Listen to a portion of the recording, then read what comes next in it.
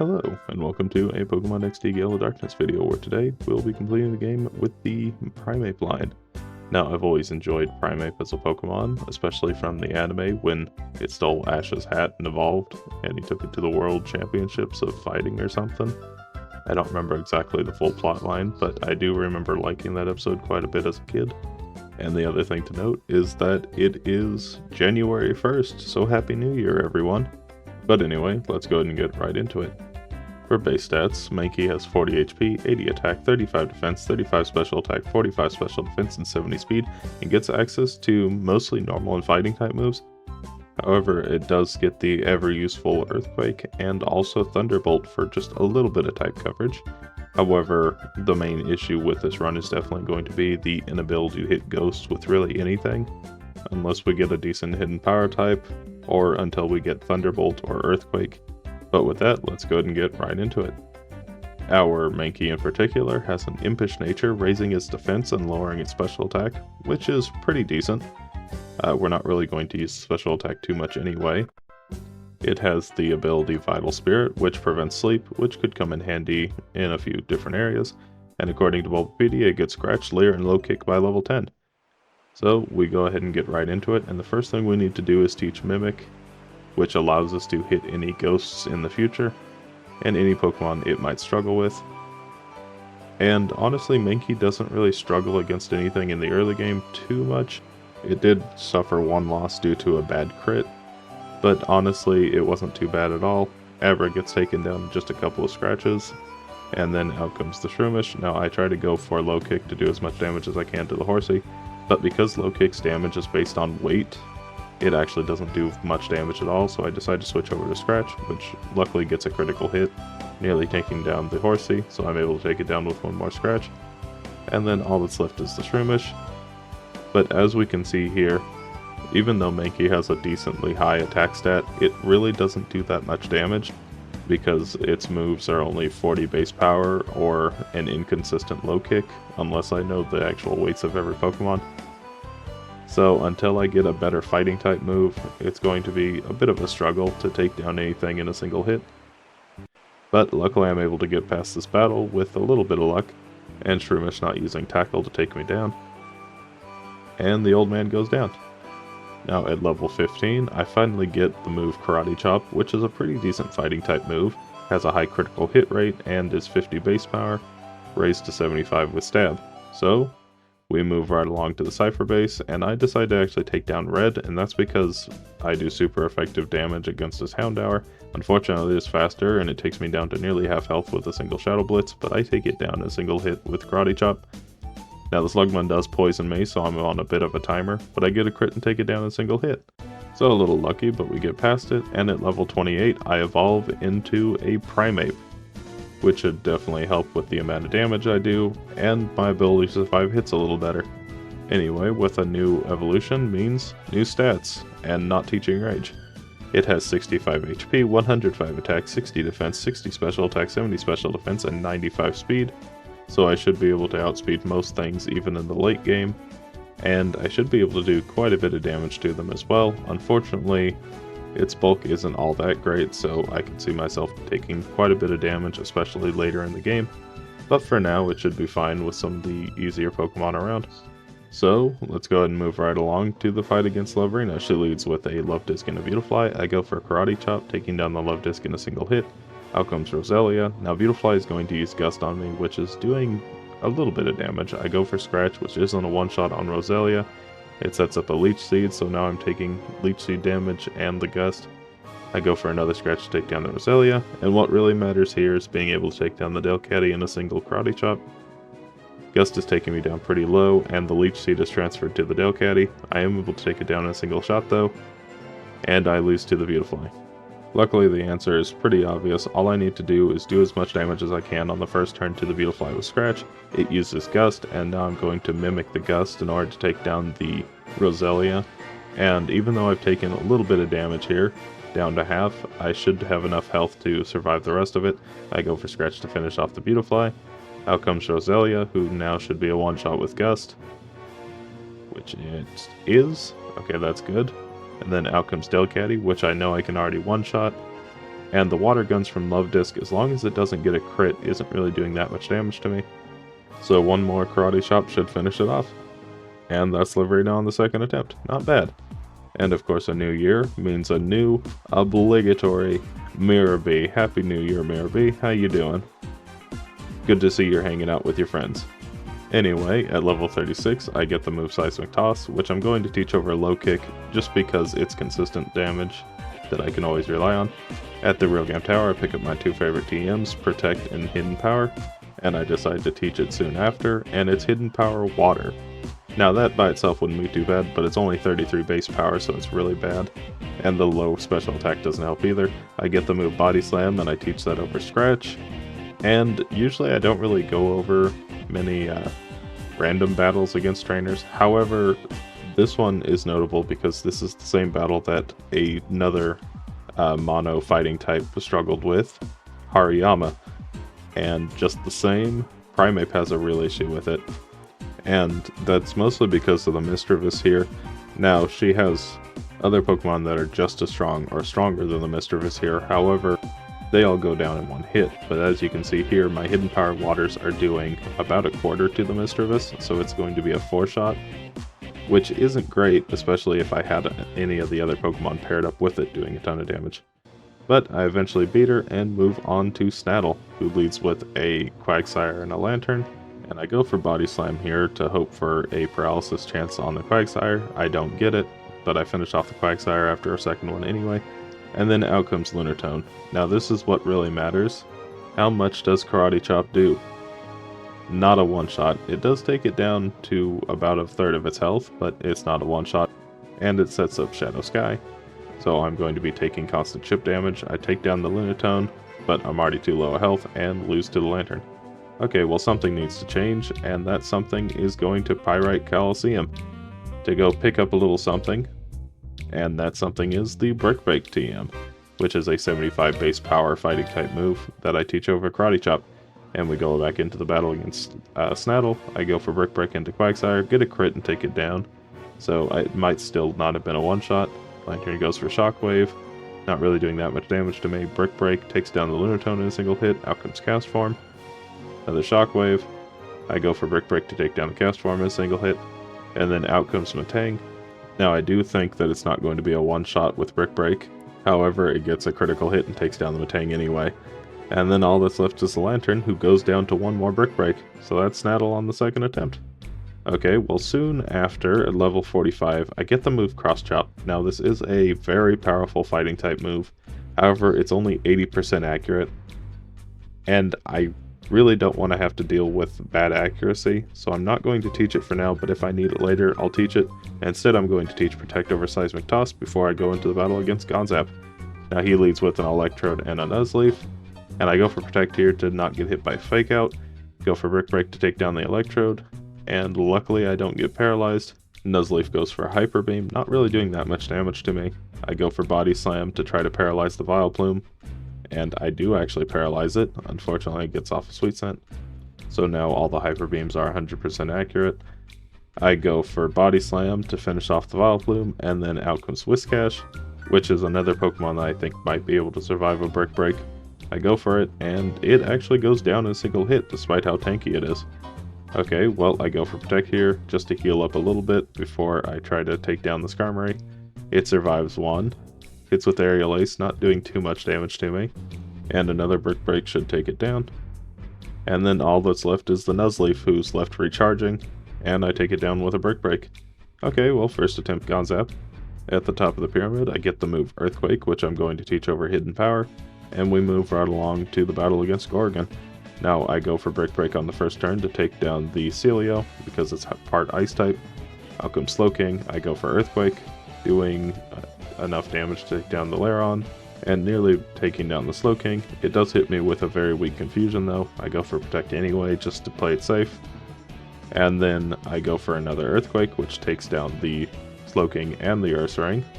So out comes his two Shadow Pokemon, a Shadow Primeape, hello other Primeape, and a Shadow Hypno. So I go for Earthquake on the first turn, getting a crit and taking down the Primeape. Goodbye other Primeape. Unfortunately, Hypno survives on a Sliver, but a Body Slam takes it down, and we beat Gorgon on the first attempt. Now going into the last area of the game, Primeape is doing pretty good. It could easily find itself in the A or even A+ tier if it can keep this momentum going. So, let's see how it does against the first boss, Lavrina. She leads with a Gardevoir and a Gorbis, so out comes Primeape to use Earthquake and take down the Gardevoir and the Gorbis in a single hit. And then out comes her two next Pokemon, Roselia and Farfetch'd. Now between the two, Farfetch'd is definitely the bigger threat, so I go for Body Slam to take it down. And then out comes Altaria. Roselia goes for Leech Seed, so now I'm taking a little bit of damage every turn, so I decide to take down the Roselia now. And then all that's left is the Altaria, which doesn't really do too much damage. I go for Body Slam, which nearly takes it down to red health. So one more takes it down, and we beat Lavrina on the first attempt. Okay, well I go ahead and teach Thunderbolt now, but that's just for our Misdreavus that I can't hit. And we move on to Snaddle at the top, and I was supposed to replace the Thunderbolt with Protect, but I forgot. Anyway, I use Earthquake to take down his two lead Pokemon, and so Scizor and Solrock come out. I go for Brick Break, which isn't quite a one-shot on Solrock, unfortunately. Scizor goes for Aerial Ace, doing quite a bit of damage to me. I go for another Brick Break to take down the Solrock, and then out comes Castform, another Aerial Ace taking me down to half health, and because of the Fruity Pebbles, I'm not going to be healing at all. I go for Earthquake to take down the Scizor and the Castform, and as long as I can take down his Shadow Starmie in a single hit, I should be fine. Fruity Pebbles rain down once more. Earthquake gets a crit and takes it down. Okay, definitely kind of dangerous, so I go ahead and teach Protect now over Thunderbolt and go on to Ardos, who leads with a Shadow Swallow and Alakazam. I go for Body Slam to take down the Alakazam so it doesn't use Psychic on me, and Swallow decides to go for Shadow Sky, which isn't really that threatening. I go for Protect here just to stall a turn of it, and to see what the Swallow is going to do. It went for Shadow Break, so I know it's probably not going to use Shadow Half, so I decide to take it down. And out comes Heracross. Hydro Pump hits, doing a little bit of damage, but not terrible amount of damage. I go for Protect again, just to let some of the damage rack up on the opponent's Pokemon. And I go for Body Slam here to take down the Heracross. It doesn't quite do that. Hydro Pump hits and Rock Tomb hits, so I am at risk of being slower than the Electabuzz, but the Fruity Pebbles wear off, so I'm able to start healing again. I go for Earthquake to take them both down. And then all that's left is the Shadow Electabuzz and the Shadow Snorlax. Now because these two are out together, the Shadow Electabuzz is just going to be using Shadow Mist. That way the Shadow Ends that Snorlax uses are more likely to hit, but I'm able to take it down in a single Earthquake. Snorlax does actually hit a Shadow End, doing quite a bit of damage to me, but not enough to take me down, so a Brick Break finishes it off. Moving on to Gorgon once again, he leads with a Slowking and an Ursaring this time. I go for Body Slam into the Slowking, which doesn't quite take it down. It goes for Earthquake, doing very little to me. And I go for Earthquake to take down the Slowking and the Ursaring, and the Ursaring survives on probably 1 HP. Okay, well, I go for Protect here just to heal up a little bit, and I probably should have used Earthquake here, but I decided to use Brick Break to take down the Aggron. And then out comes Walrein. Slash gets a critical hit, taking me very low. I go for another Protect here, just so I don't get hit by Earthquake. And then I go for Earthquake now to not quite take down the Walrein, but take it down fairly low. Now it is going to hit me with an Ice Beam, which doesn't freeze me, thankfully. I go for another Earthquake to finish it off, and do quite a bit to Poliwrath. And because Poliwrath always goes for Shadow Sky on the first turn, it's not really too threatening. Unless I'm not able to take down the Mr. Mime in a single hit, which I do, and finish off the battle against Gorgon. Pretty easy. Moving on to Ardos. He leads with a Manectric and Ninjask. I go for Earthquake right off the bat, because I know that the Ninjask is going to be using Protect and Aerial Ace throughout the entire battle. I go for Protect now. And time to see how much Body Slam is going to do against Elements. Oh. Maybe a bit more than a quarter? That's not great. Okay, well, another Body Slam. Take it down to yellow. Okay, probably closer to a third. Another Protect. And hopefully this last Body Slam will actually take it down. And it does. Okay, well then out comes Flygon. Go for another Protect again. And Flygon's just going for Double Edge, so it's really not that threatening. I go for Brick Break, doesn't quite take it down. Double Edge hits, taking it down to red. So it's not really a threat at all. So I'm going to go ahead and take it down this turn. Unless I click too fast and click on Ninjask, who just protected. Okay, well that's a bit unfortunate. I took a little bit of unnecessary damage. Hopefully that doesn't come back to hurt me later, but Body Slam finishes off the Flygon now. And then out comes Marowak, who could definitely be a big threat if it actually hits a Shadow End. Go for Protect to heal up as much as I can. Go for Brick Break. And I get a critical hit. Okay, that's very lucky. I don't think I would have been able to one-shot it. Then out comes Shadow Lapras, which is weak to fighting, so I doubt it can survive a single hit. Okay, never mind. Lapras is pretty tanky. Okay, well, one more of those should take it down. And then all that's left is the Ninjask. Now, as long as it doesn't get a crit Aerial Ace on me, I should be fine to take it down with a single Body Slam. And it doesn't. And goodbye, Ninjask. And that's Eldest on the first attempt as well. Moving on to the Big Box Legendary, Shadowlugia. And Body Slams really aren't doing that much damage, but it does get paralyzed, so as long as I get this right. Okay, well that's a miss. And one more Body Slam. Doesn't quite take it down, and it actually didn't get paralyzed one time. Okay, well that's unfortunate. So, on to the last battle of the game. Now as you can see, I'm already incredibly low on health, so I do just get one shot. But on the second attempt, I go back in at the same level, and get a lucky paralysis on the Moltres, and take it down with a Body Slam. Out comes Executor. Shadow End comes out doing half my health, which is pretty bad. Go for Protect just to heal up what I can. And then I go for Earthquake to take down the Rhydon, and do very little damage to the Executor. Out comes Tauros. And then I go for Brick Break to see how much it'll do to the Tauros, and it's actually a one-shot. Out comes Articuno. Shadow End hits, taking me down very low. And I go for another Protect. Now to see how much Brick Break is going to do to the Articuno. Which it does just about half, maybe a little less than. So with that, I decide to go ahead and use up all my rare candies, because I think this is possible with those 6 extra levels. And unfortunately I do have a terrible turn 1, but I will be able to take down the Moltres with a Body Slam. And then out comes Executor once again. And then I get taken down by Shadow End.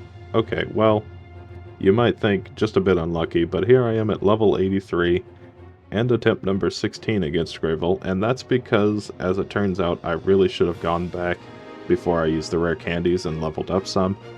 But I was just a bit stubborn, and thought that I should just keep going, because it couldn't be that lucky. It's very lucky. So, at level 83, I'm able to take down the Moltres in 2 hits just as before. I go for Earthquake to take down the Rhydon, and do quite a bit of damage to Executor. Then out comes the Tauros. And it misses a Shadow End. I go for Brick Break to take down the Tauros just as before. Then out comes Articuno. And at level 72, it was maybe a 2-shot, but at this level, it is 100% a 2-shot. So I go for Brick Break, which takes it down well under half. But it hits me right back with a critical hit that puts me in about the same spot. I go for Protect here just to heal up some, and then I go for Brick Break to finish it off. And then out comes his final Pokemon, which is Shadow Zapdos, and this thing is really strong. It does quite a bit of damage to me, and it also takes hits really well. As you can see here, the Body Slam didn't even take it to half. It does get paralyzed, luckily, though. I go for Protect to heal up some. And at this point, I decide to take down the Executor, which I do get a crit to take it down. I might have needed it. I don't think I did, though. Another Body Slam takes it down very low, and I get a lucky paralysis, which gives me the victory. And just like that, Grevel has been defeated. So how did Primeape do? Well, it beat the game at a time of 9 hours, 56 minutes, and 14 seconds at level 83, with 29 feints. Most of those being to Grevel right at the end. And unfortunately, despite the fact that it absolutely blew through all the boss fights with relative ease, but Grevel just really slowed it down. It came to Citydark Isle at a time of just under 7 hours, and it didn't actually get out of there till nearly 3 hours later. So unfortunately, that does put it into the A tier, which is still a really good spot to be in. It's just, had it been able to actually defeat Greevil in a decent amount of time, it would have probably been an A+ Pokemon. Unfortunately, just the fighting type does not match up well against Greevil's team because of the flying types and the Executor, which resists fighting as well. And one thing I want to mention is that I kind of want to do Hariyama and Makuhita again sometime, and that's because of the realization I had a few videos ago that I can just have the Magneton use Shadow Sky and take down the Shedinja in the pyramid, and that's something that really held back Hariyama in its video. And at the moment, I see that it's in the B+ tier, but I think it could definitely find itself in the A tier as well. But that doesn't matter right now because we are congratulating Primeape on its achievements, and I think that mainly boils down to the fact that it's got a pretty good attack stat, has some pretty decent fighting type moves, has just enough type coverage to kind of get past anything that it struggles with, and it's also fairly fast, so it's able to outspeed many threats in the game. So anyway, thank you so much for watching. If you have any Pokemon suggestions, consider putting them down below. And if you did like this video, also consider liking and subscribing. And, bye. Happy New Year.